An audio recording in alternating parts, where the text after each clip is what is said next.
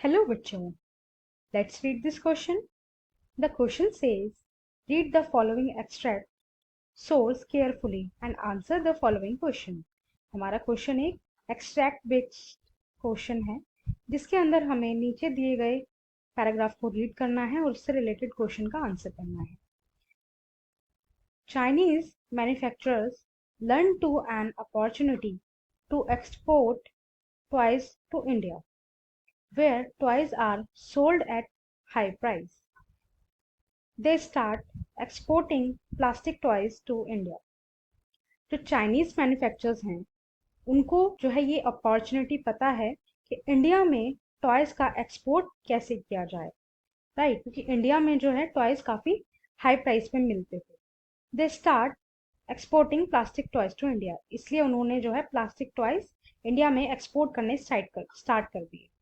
Buyers in India now have the option of choosing between Indian and the Chinese toys. अब India में क्या हो गया है, जो बायर्स हैं उनके पास ऑप्शन है कि वो इंडियन टॉयज खरीदें या Chinese toys. Because of the cheaper prices and new designs, Chinese toys become more popular in Indian markets. Low price और न्यू डिजाइन्स की वजह से जो चाइनीज टॉयज हैं वो इंडिया में ज़्यादा पॉपुलर हो गए हैं. With in a year, 70 to 80% of the toy shops have replaced Indian toys with Chinese toys. 1 year में 70 to 80% जितनी भी टॉय शॉप्स होती हैं वो इंडियन टॉयज से रिप्लेस होके चाइनीज टॉयज में कन्वर्ट हो रही हैं.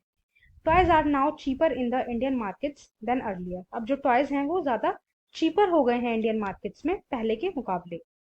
What is happening here?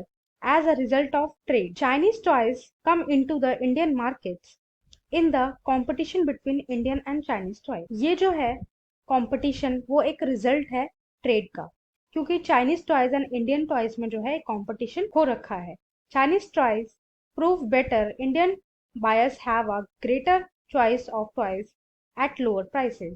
जो Chinese toys होते हैं वो better होते हैं, इस वजह से जो buyers हैं उनके पास ग्रेटर चॉइस है और लोअर प्राइस में.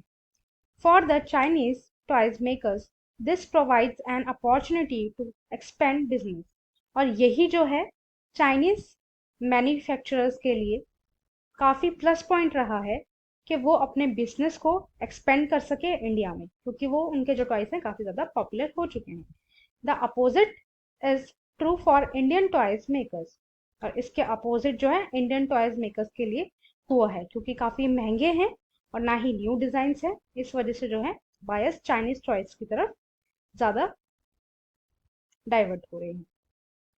दे face losses as their toys are selling much less. और उनको जो है इंडियन मेकर्स को जो है लॉस का सामना करना पड़ रहा है, क्योंकि जो उनको टॉयज हैं वो ज़्यादा सेल नहीं हो रहे हैं, राइट. क्वेश्चन देख लेते हैं. Analyze the effect of foreign trade through the example of Chinese toys on the Indian markets. हमें फॉरेन ट्रेड को एनालाइज करना है, जो अभी हमने ऊपर रीड करा है पूरा paragraph Chinese toys and Indian market के रिलेटेड, राइट. फॉरेन ट्रेड्स के इफेक्ट्स बताने हैं. आइए अपना आंसर देखते हैं. हमारे आंसर का की कॉन्सेप्ट है, globalisation is the integration of people, culture, tradition, economic development in the world.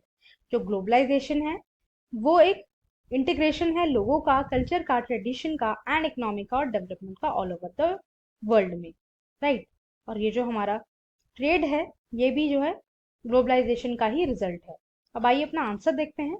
Answer, foreign trade helped the Chinese manufacturers to expand their toys market in India.